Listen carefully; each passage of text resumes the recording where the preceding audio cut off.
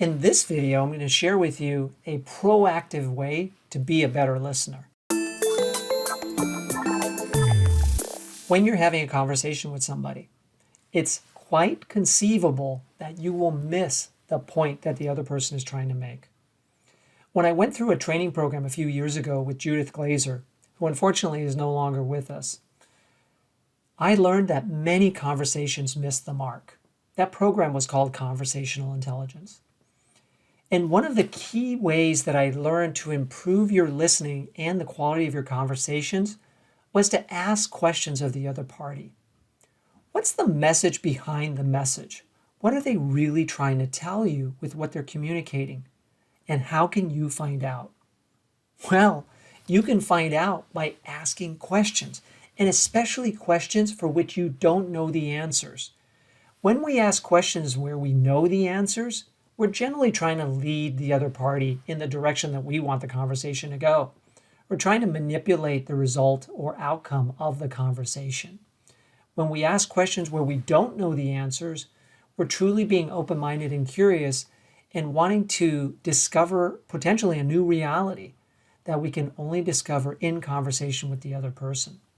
So use questions, because that will increase the clarity of the conversation, your understanding of the other person's position, and remarkably, it also helps the other person to improve the quality of their conversation, because it guides them to explain a point better or alternatively so that you can understand it to the degree that they want you to understand it. It's often the case that we walk away from a conversation with a different message than what they had in mind because we didn't ask questions to clarify, and we didn't let them know that we don't really get it. Or we think we get it and we don't, because we didn't ask questions to find out, what's the message behind this? What are you feeling around this? What else would you like me to know? So use questions more proactively in your next conversation, and you're likely to have better conversations, help the other person to be a better conversationalist, and improve your listening all at the same time. I hope you've enjoyed this video to help you improve your listening skills right away. Be sure to watch the rest of the videos in the series and apply them diligently one by one. Don't rush the process. Improving your listening takes time, and trying to do too many different things at once will just make it more difficult. If at any time you'd like to assess your listening skill, I'd be happy to issue you a Learning to Listen assessment.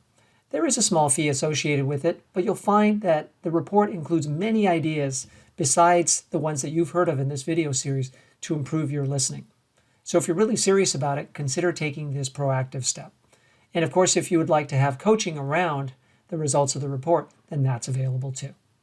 I wish you the best of success in improving your listening this year to improve your professional and personal relationships.